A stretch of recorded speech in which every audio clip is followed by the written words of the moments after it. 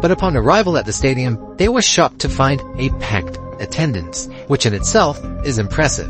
But this was North Korea's May Day Stadium, to this day the largest stadium in the world. Ric Flair was ecstatic that there were real draws even in the Hermit Kingdom, but he was soon informed that what he was witnessing was a forced attendance. North Korea wanted to show the world how much they were truly respected, and it was clear that empty arena matches just wouldn't convey that. As for their militaristic might, they had tanks and launchers displayed on the field, as well as lots and lots and lots of marching. In the back, they had rows of children holding up sectioned cards that collectively depicted ballistic missiles hitting the US and Japan, which, while a magnificent sight to behold, was awkwardly worrisome for the American and Japanese wrestlers who were getting ready to perform.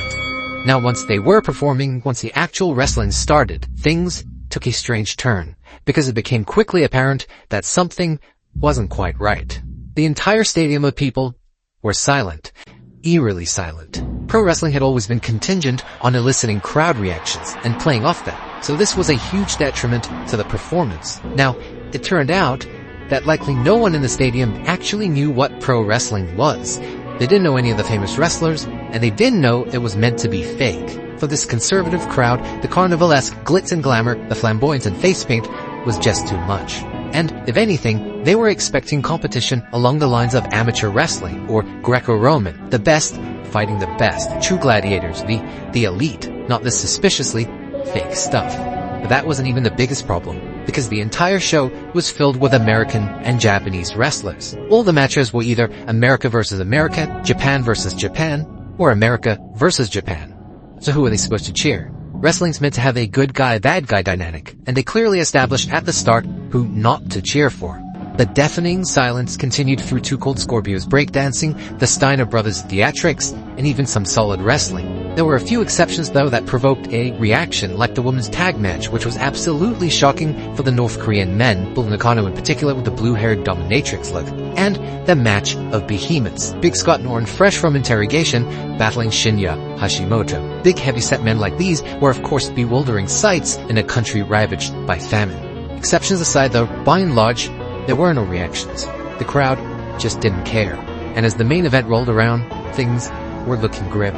Ric Flair versus Antonio Inoki. Once again, America versus Japan. Now Flair may have been on edge, but Inoki, well, he wasn't concerned, because he had a plan. In fact, he had anticipated the crowd from the very start, and as the architect of this whole affair, he was banking on one very important piece of the puzzle, one that was remarkably over 70 years in the making.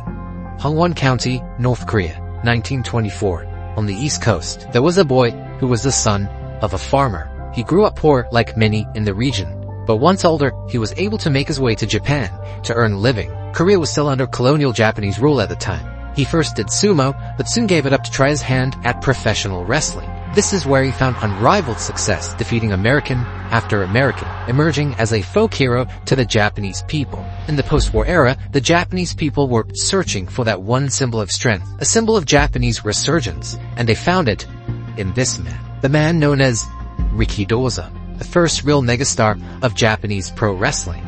By this point, he was a naturalized Japanese, but he still loved his homeland and its people, if not the regime running it. Then in 1963, after an altercation at a nightclub, to the shock of the nation, he unexpectedly died.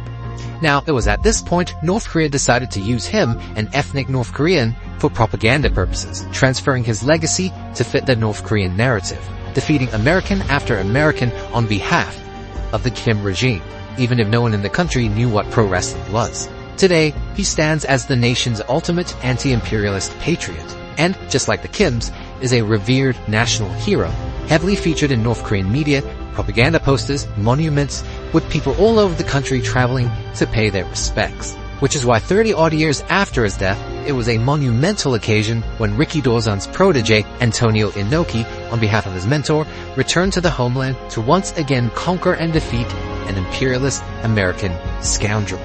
As Flair made his way to the ring, looking as American as can be, with his blonde hair, blue eyes, and star-studded robe, he was nervous. The crowd was treating him with a sense of quiet disdain. But then it was time for Inoki's entrance. He came out.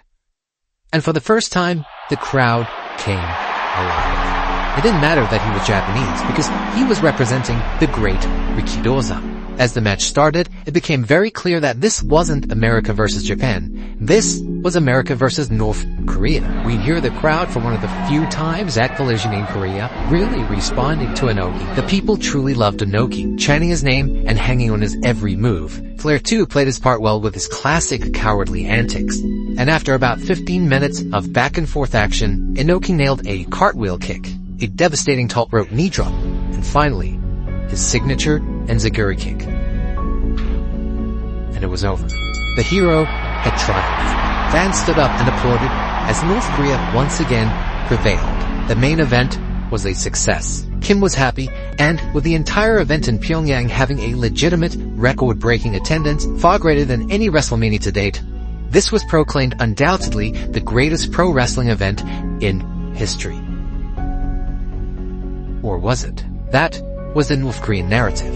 But outside of the Hermit Kingdom, the event actually failed to garner any real publicity. No one knew about it, and the few who did reported it as some strange attempt to win world respect, reinforcing international opinion that North Korea was kind of weird. Kim Jong-il did not get the respect he was seeking, but it wasn't just him. After returning to Japan, Antonio Inoki discovered that the event offered little to no political rub amidst his controversies, and a few months later, he lost his re-election bid to Japan's House of Councillors. For Eric Bischoff, he decided to air the controversial event on pay-per-view, marketing it as Collision in Korea, which hopefully was the big push he needed to once and for all topple the WWF. But it tanked. The ratings were low, and no one cared. There wasn't even any blowback for their time in Korea. Years later, WCW was purchased by the WWF, by this point the WWE, and the event soon faded into obscurity.